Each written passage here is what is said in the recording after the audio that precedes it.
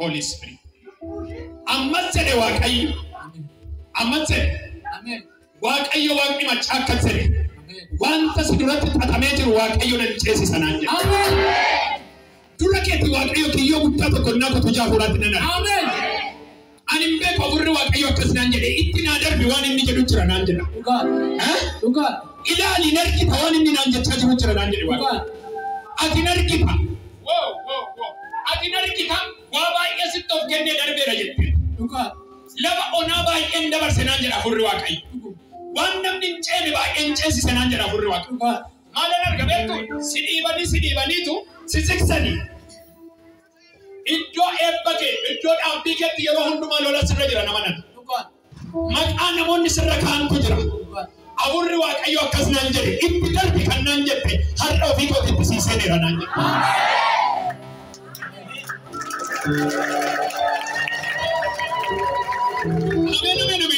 Amen. Yoo ati kana gooti jettee waan waaqayyo faana walii galtee qabduun arga. Amen.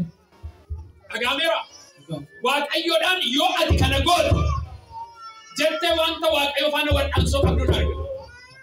Mana keettis teessee dubbatta. Gadi baattees hin dubbatta. Ofii keeti. Waan yaada kee keessatti gaaffii cimaa ta'etu jira. Afurri waaqayyo akkas jedhe. Otoo jiini kun yookiin immoo ji'oonni jiran kun hin dhumin waan ani ittiin si galateeffachiisuun qaba. Amen. Gargaarsa addaan gara kee dhufanaan jedha waaqayyo. Amen. Xalayaan sirratti barreeffamu muciseera. Amen. Ifaadha wanti waaqayyo haasa'u. Ifaadha. Waaqayyo akkas jedhe. Xalayaan. Yeroo ji'a sadan kana operaasyoonii ta'een ture. Eeshi. Isaan fuuldura immoo xiitii yeroo nama na dhukkubsa. Eeshi. Kana waaqayyo matuna oolche yeroo mara. Amma immoo gaaffii ani qabu mucaan koo hidhamee jira. Isa kana gaaffii guddaan waaqayyoon gaafachaa jira. Eessatti? Hidhamee jira wanni qabutti. Waan nama dhibu keessa harka ol kaasaa hiikameera jedha. Akkamittiin jedhiin hiikameera maal se'e? Dhaqee Phexros fa'aa erga irraa banee baase wanti isa dhibu hin jiru nama nani waaqayyo. Kanaaf garaan kee akkas jedha waaqayyo bara dhiye. Waaqayyo dubbadhu. Narratti dhiisin jette waa'ee mucaa kana dubbadhu. Yeroo waaqayyo sirriidha du'a si dabarseessa sana jedhe. Dabalee garuu mucaa kee iddoo biraatti argaan jira jaafuuraan. Waaqayyo akkas jedhe galcheen harka kee galcha. Sa'aatiin waa baay'ee dubbattu miti. Dhugaa waaqayyo akkas ta'aa laata jetta mucaa kee miti ta'u harkaan baasanaan jedhe waaqayyo. Namni dubbate leenci Yihudaa harkaan baasanaan jedhe waaqayyo. Abbaa kasi qofa miti. Keessaayyuu haati immoo baay'ee dhibbatti. Himimmaan ishiin cobsituun arga. Waaqayyo maa caalchattannaa ishiin jettuun arga haati. Akkas naan jedhe waaqayyo deebii himimmaan keessanii qabadhee galataa mucaa keessatti manatti galchanaan jedhe. Kanti kanatti nyaatu waaqayyo haasee galatuma. Harka baaneerra.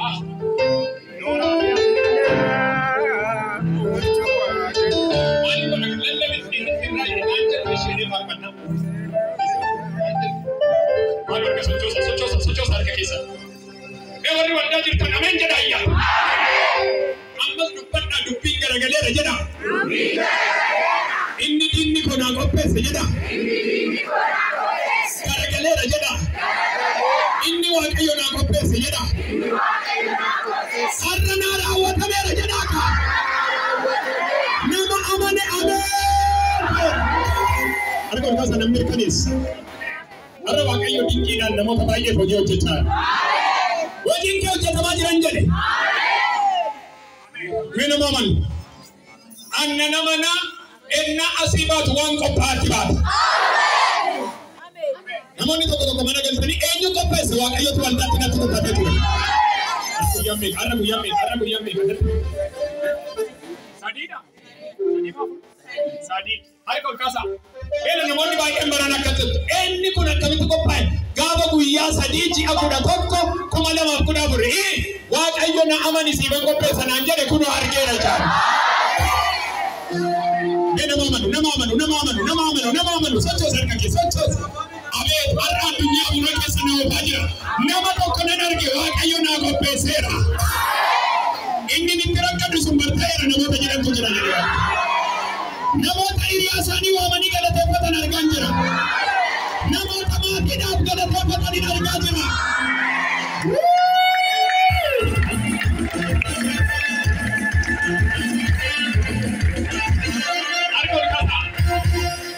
Namoonni yeroo baay'ee biyyaa baatanii ammatti garaan keessan otoo gadduu gara biyyaa deemtani har'aa kaasee nan arge nama boonaa alayaa galata baate gara maatii siqiqaa nama deemuun arge jaafuuraatti argolkaas wanta meeqan taa'ee garuu amma yoonaa ennaan biyya galee hiriyaa waanaan jedha jetta miti hadha waan haaraadhaan galta narraa jaarra waan haaraadhaan galta narraa jaarra waan haaraadhaan galta hadha waan haaraadhaan galta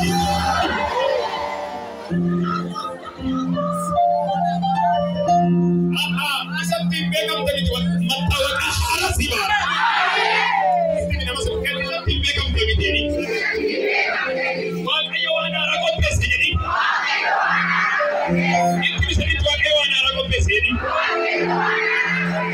si waan haara warri isinitti mul'atu ani argaan jira dhugaa waaqayyo jannatti mee argaan jirani waan haara arga olkaas warra manaa jirtu Hallelujah. Akka jedhe waaqayyo waan haaraan mana kee galeera inni waaqayyo. Ameen hojjettan siniif haa ta'u. Inni kan biraaf meerre maanguddoon amma. Mataan eenyu dhukkubaa? Nama mataan ittiin maru wayiin argu.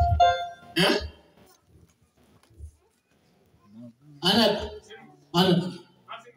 Mataan nyaata. Kota mekadati.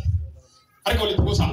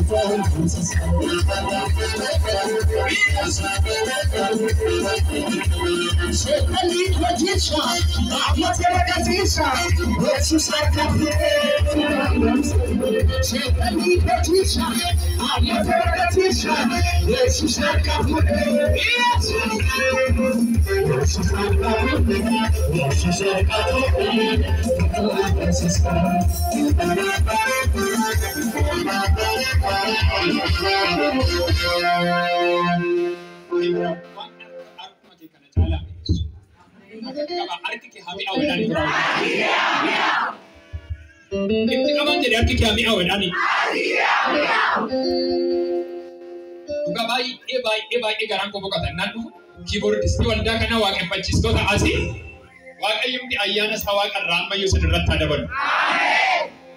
Adaraa waaqayyoo ameen jedha.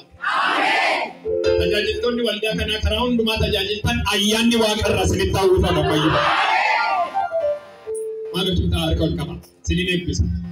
Maal siniin jedhe manni yaada? Sammuu kee keessa waan si nyaatu jira. Eeshi. Kanaaf yeroo baay'ee baay'ee. Eeshi. Arra garuu inni arge kun waaqayyoodha miti. Waaqayyo. Namni beeku jira. Anaan na beektu dura maangu. Wal beeknaa garuu akkas naan jedhe waaqayyo waan sammuu kee keessa deemee si nyaatee sammuu kee kana duwwaa gochuudhaaf ka'e har'a ibidda kolsi keessaa gubeera. Namni tokko duuba isaanii naa gora. Ati hin beektu waan hidhamee manatti hambisne jedhaniin arga. Maaliin argaa sammuu kee miila kee irratti waan yaalamuun arga. Pooliisni sammuu fi miila kee irratti waan yaalamu jira. Inni kun qaamni kee sammuu kana keessaa si nyaatee miilli kee kun harkifamee yookiin akka miilli kee gababbatu waan godhamee jira. Hafuurri Waaqayyo garuu akkas naan jedha. Har'a warra sirratti eegan salphiseera naan jedha. Salphiseera naan jedha. Salphiseera naan jedha. Inni biraa hafuurri Waaqayyo akkas naan jedha. Ati tokko maanguddoo nana hin hojjettaa ol ka'eessi harkaa diigama waan ta'e. Ka'eessi harkaa diigama. Wanta ati itti dabaltu caala waan si harkaa itti mun arga. Inna akka tuffattu namni nama baay'ee walitti sii qabamee sii mijatee deemetti ilaala. Garuu wantoonni baay'een si harkaa diigaman. Qabda ture. Nama dhabdee miti qabda ture. Wanta qabdu garuu otoo hin beekne si harkaa diigama.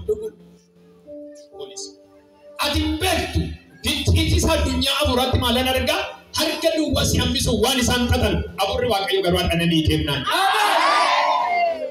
Mana keetu fayyinaan jedha hafuurri Waaqayyo. Jireenya keetu fayyinaan jedha hafuurri Waaqayyo. Bara keetti nama ari'atamaa turtedha. Ari'annaa guddaa sirra jira. Walumaa gala waldaa kana ila saba kanatti garagalaami. Dhuftanii dhugaa baatu har'aa kaasee siin bilisadha. Ilaala sirri. Akka naannaa gara kootti arganiiru. Namoonni baay'een asitti dhugaa ba'aniiru humna dhiiga Iyyesuus isa lola'e qaba.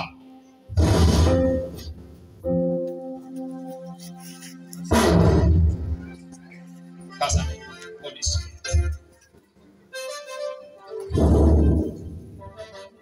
Ijoollee qabadhaa amma wanni ta'a.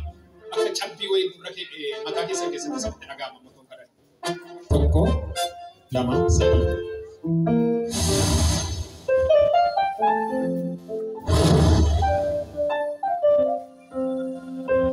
Ata amma mataa keessatti. Naga.